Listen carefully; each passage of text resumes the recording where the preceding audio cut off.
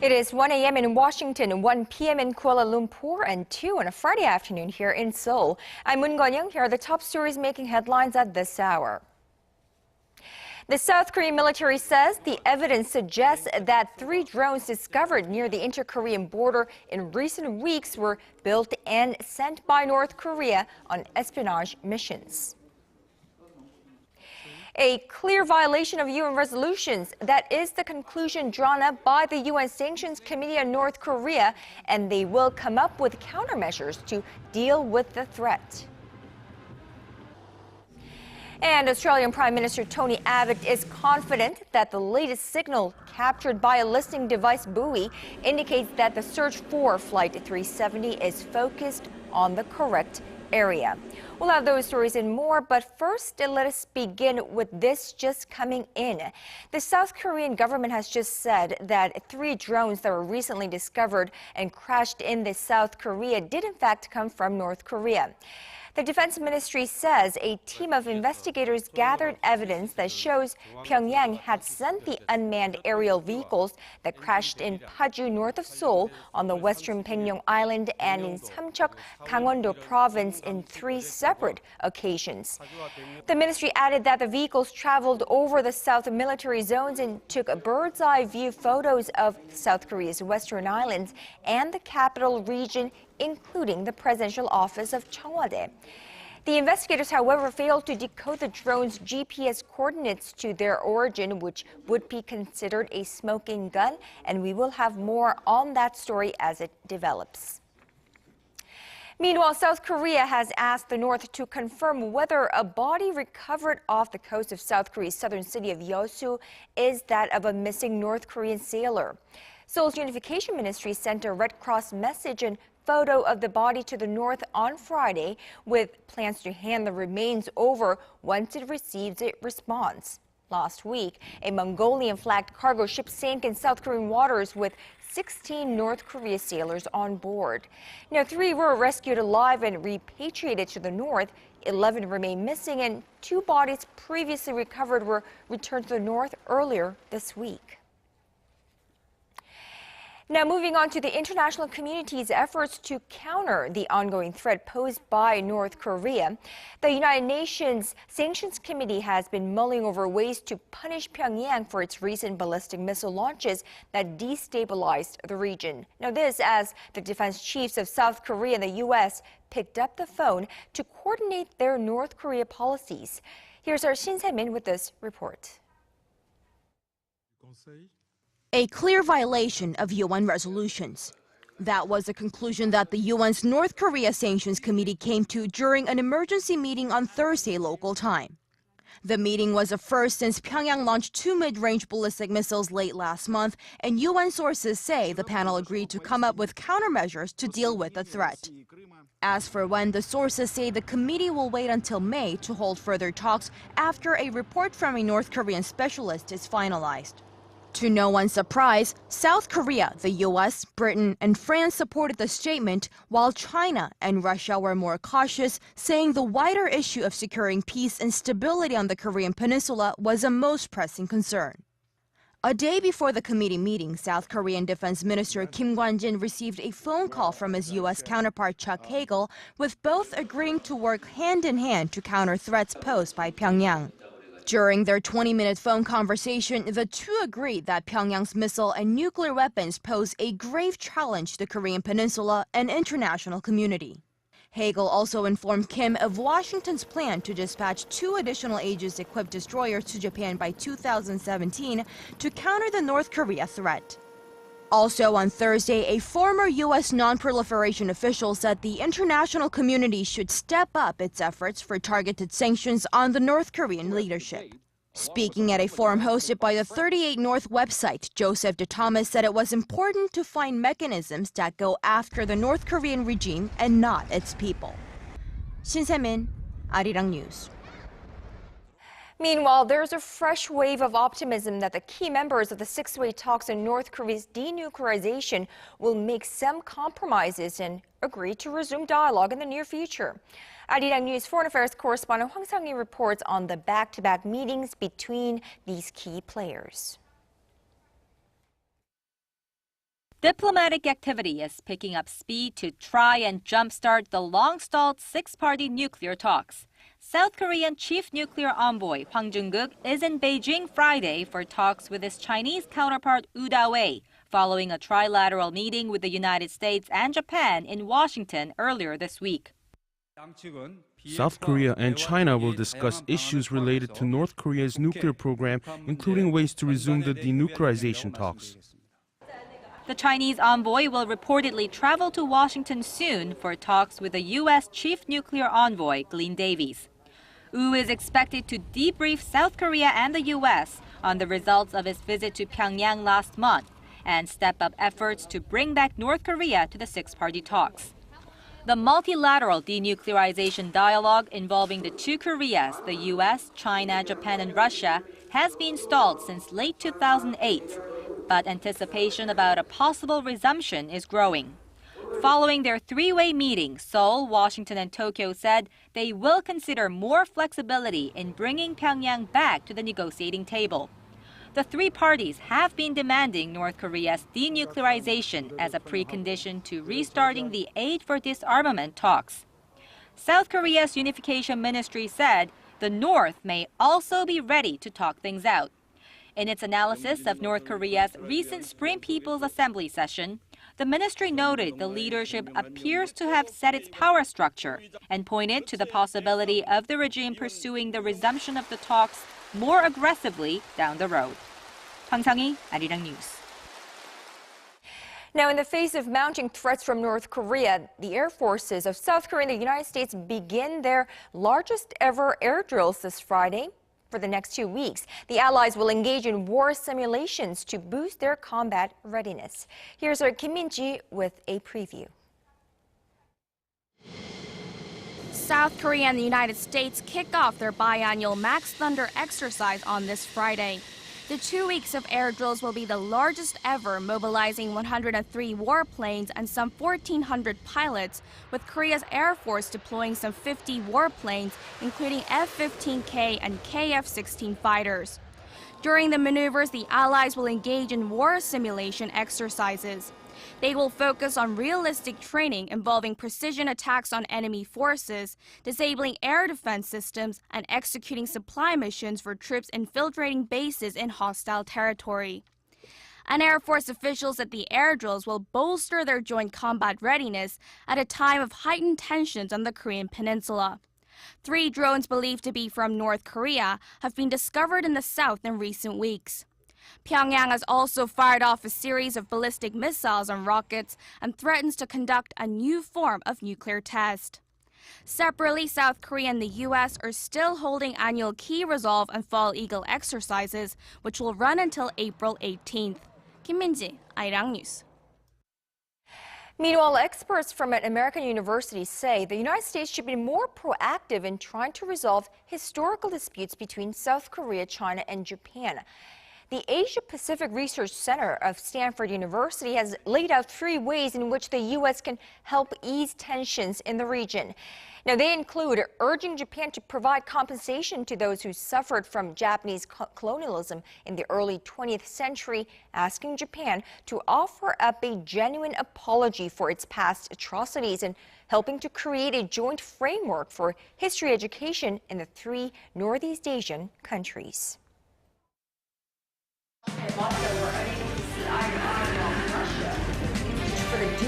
All of the day's important events close to home and around the world.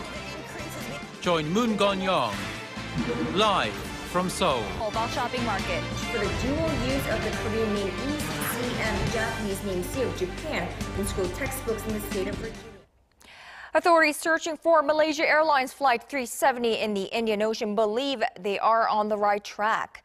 Australian Prime Minister Tony Abbott told reporters in China that he was very confident that the underwater pings recently detected are from the plane's black box. Now, Abbott did say, though, that the signal is starting to fade and that it is crucial to recover the black box before its battery runs out. That was about all Abbott said on the issue, adding that he didn't want to reveal too much until he had had the opportunity to update the Chinese leadership later in the day. Back here in this country, a woman who beat her 8-year-old stepdaughter to death was sentenced this Friday. Now, despite the brutal and heinous nature of the crime, she'll spend just about a decade behind bars. The case sparked public outcry and has prompted politicians here in the nation to take extreme measures to tackle child abuse. Connie Lee has more. It was in this home in Gyeongsangbuk-do province where an 8-year-old girl was fatally beaten to death by her stepmother. Punched and kicked repeatedly, the girl died from a ruptured intestine last August. Her stepmother, identified only by her surname Im, and her husband went on trial this Friday morning. And despite prosecutors asking for a 20-year jail sentence for the stepmother, she was sentenced to 10 years by the judge on Friday. The father in this case was given a 3-year term for negligence, despite prosecutors asking for 7 years of jail time. Officials say the stepmother not only beat her youngest stepdaughter to death, but also forced her older stepdaughter to testify that she killed her younger sister. Public outrage surrounding the case grew even more when a letter written by the victim's 12-year-old sister claimed the stepmother had put her inside a laundry machine and let it run. Meanwhile, on the heels of Friday's trial, the Ministry of Health and Welfare released data that shows 97 children died from parental abuse from 2001 to 2012. The report, however, also notes that the number of deaths is probably higher, as many cases go unreported. In light of this case and other high-profile child abuse cases in Korea, the government is also taking action, with policymakers and ruling party lawmakers looking for ways to put an end to child abuse. Connie Lee, ARIRANG News. Now, it is vitally important to trust the place in which you keep your hard-earned cash. But in Korea these days, trust in banks, credit card firms, and other financial institutions is in very short supply. In what is just the latest in a wave of leaks, the personal information of tens of thousands of customers has been stolen from 3 local credit card companies. Our Hwang Ji-hye has the details. Yet another huge credit card company in Korea has failed to protect its clients' personal information. Financial sources said Friday that the data of some 35,000 Shinhan card customers has been leaked. The information includes credit card numbers and passwords for the company's loyalty cards. Since many clients use the same passwords for their credit and loyalty cards, this data breach has the potential to lead to mass credit card fraud. This latest discovery came as the Financial Supervisory Service looked into a recent case in which a gang hacked into a private server and stole information on credit card transactions. Aside from Shinhan, the personal information of more than 60,000 customers from companies like Kookmin and Nongyap was compromised. That takes the total number of people that had their information used by the ring to around 100,000. Local financial authorities on the same day opened a meeting where they ordered credit card firms to adopt integrated circuit or IC cards by the end of the year. IC cards are considered to be more secure than traditional magnetic stripe cards. Hwang Ji-hye, ARIRANG News. And now on to smartphones. From now on, new smartphone models released in Korea will need to come equipped with anti-theft features. Korea's Science Ministry is requiring smartphone makers to include so-called kill switches that enable owners to suspend all functions and restrict access if their device goes missing. Well, Samsung Electronics' new Galaxy S5 model is equipped with the feature, and LG Electronics say its new models to be released this year will have the software. Around 1.2 million smartphones were lost last year, and more than 3,000 units were smuggled out of the country in 2012, 3 times higher than the previous year. A 15-year-long legal battle between smokers and Korea's biggest tobacco company, KT&G, came to an end on Thursday. But it's not the end of the war. The newest entrant is the National Health Insurance Service, which is expected to fire a first shot as early as next week. Our Kwon So-ah has this report. It's just the beginning. Although Korea's biggest tobacco company, KT&G, has won its legal battle against 7 cancer patients, another round of trials may just be around the corner. This time, however, the plaintiffs are not individuals, but a public organization, the National Health Insurance Service. It announced in December that it will sue KT&G as well as Philip Morris and British American Tobacco Korea to recover medical costs incurred due to tobacco-related illnesses. The organization said the Supreme Court's verdict Thursday has not changed its plans for the upcoming lawsuit and that they are confident about their case. The Health Insurance Service has analyzed the cause and effect relationship between smoking and cancer through a 19-year-long study and has compiled a massive database of related cases. The agency claims that cancer occurrence in smokers is much higher than in non-smokers and that this has resulted in much higher diagnosis rates and treatment costs. It's asking for around $54 million of damages. Legal experts say if the organization submits new evidence, they may have a better chance at winning. If the National Health Insurance Service focuses on issues like unfair profits, instead of just suing the cigarette company for breaking the law, the new approach to the issue could lead to a much fiercer battle. When asked about their stance on the Supreme Court's ruling on Thursday, the health insurance agency said they were not surprised by the result and that they were not affected. The National Health Insurance Service could file its complaint as early as Monday. Kwon So-ah, ARIRANG News.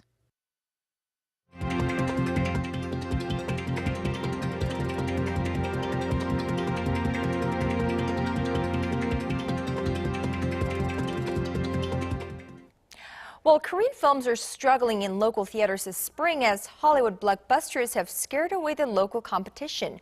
For most of the week, the top 5 films were all U.S. made, with only 2 Korean films charting in the top 10.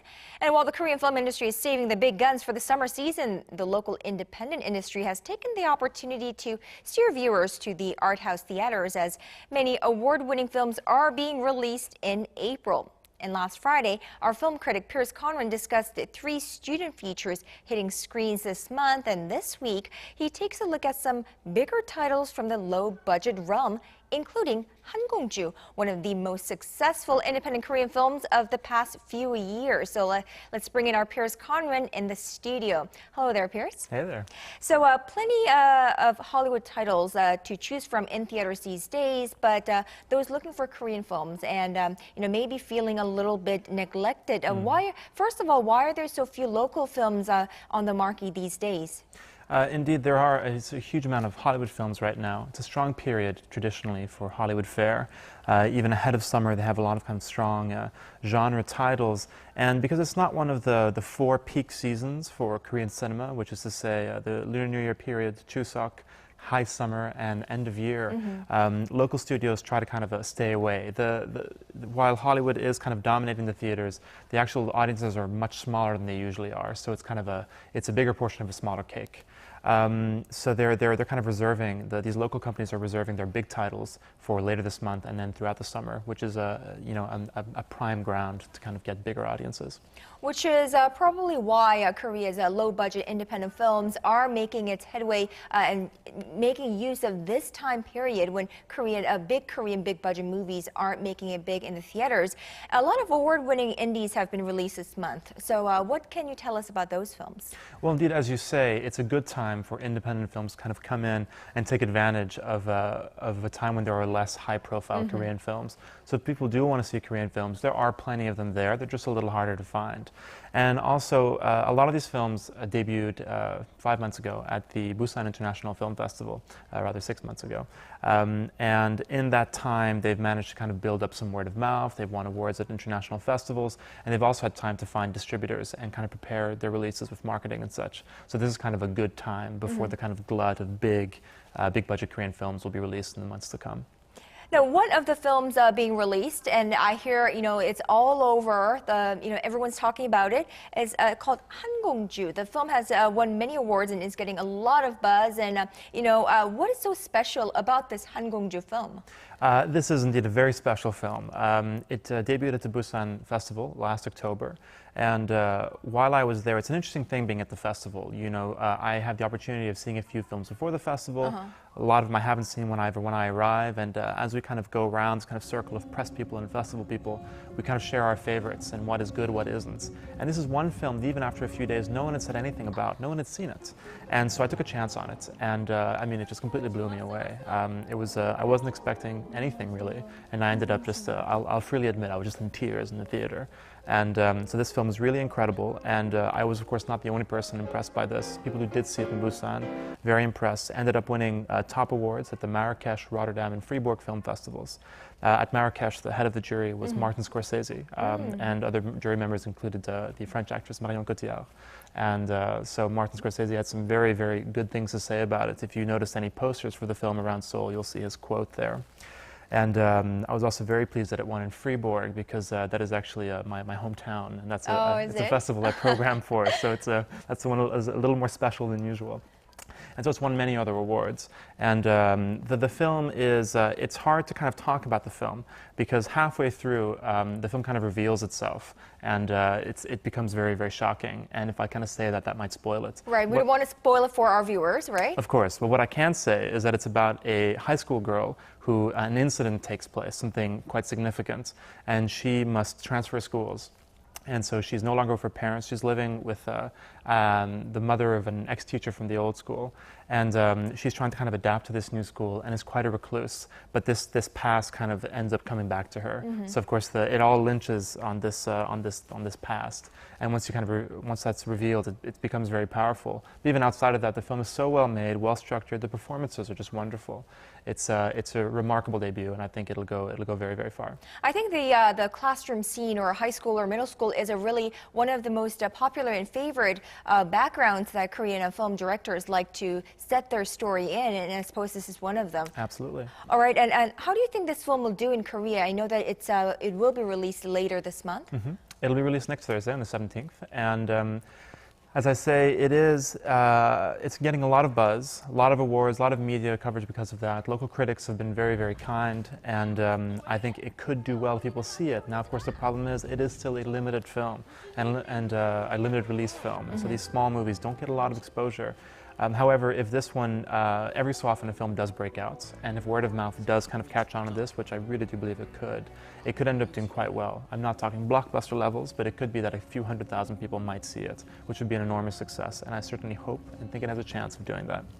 So have any other low-budget films being released that this must caught your eye, other than this Han Gong-ju movie? Indeed, there are quite a few of these independent films, kind of high-profile ones being released this month.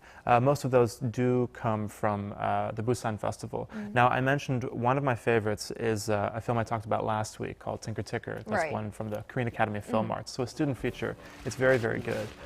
Besides that, there are a few award-winning films from Busan. One is called Shuttlecock. Another is 10 Minutes, and that one's quite interesting. It focuses on the workplace in Korea. A young worker kind of coming in, and he has to kind of deal with a very difficult work environment, so it's very kind of realistic. That has won awards in Busan. It won an award in a French festival, got a top award there called the Yeosu Film Festival. It was also screened at the Berlin International Film Festival, and just a few weeks ago was in Hong Kong. There's also a new film by Jung Kyu-hwan called My Boy, and he's a very well-known independent director, not as well-known as, say, Hong Sang-soo or Kim Ki-duk, but he's made like 6 or 7 films. I won't say this is his best film, but I really liked his other films, so it's certainly in keeping with his style. So quite a few to choose from, but of course my favorite is Han Gong-ju. Han Gong-ju.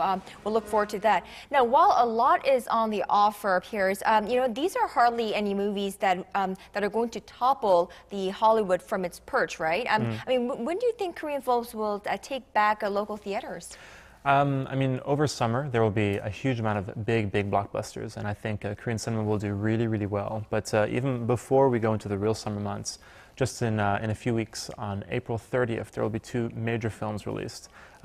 Those are the period film The Fatal Encounter, which is the big return of the very popular actor Hyun Bin, who was away for his military service for 2 years. Now he's a very huge star, and the question is, you know, after 2 years away, is he still a big star?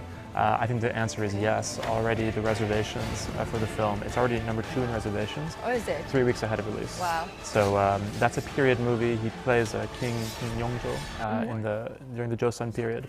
And so it'll be kind of a period drama potboiler. I don't know how good the film will be. It looks interesting, but it'll certainly be a big hit.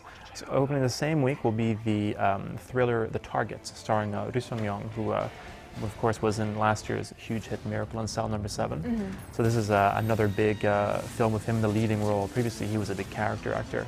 So kind of a thriller from CJ Entertainment, could be quite fun. So those 2 films, I think, are going to kind of battle it out in 2-3 weeks. And of course, at the same time, there's going to be Amazing Spider-Man 2. So of course, comic book movies quite popular here as well.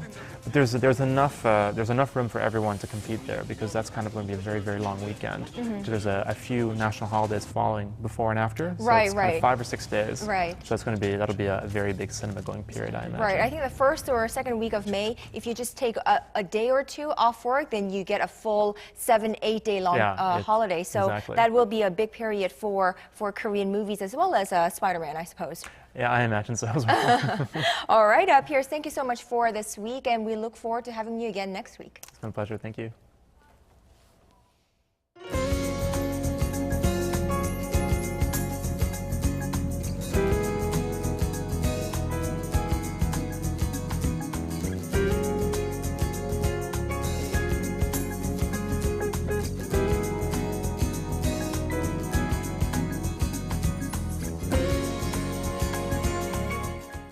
And that's all from me at this hour. I'm Moon Gan-young in Seoul. Check back with ARIRANG again at 4 p.m. Korea time for Business Today.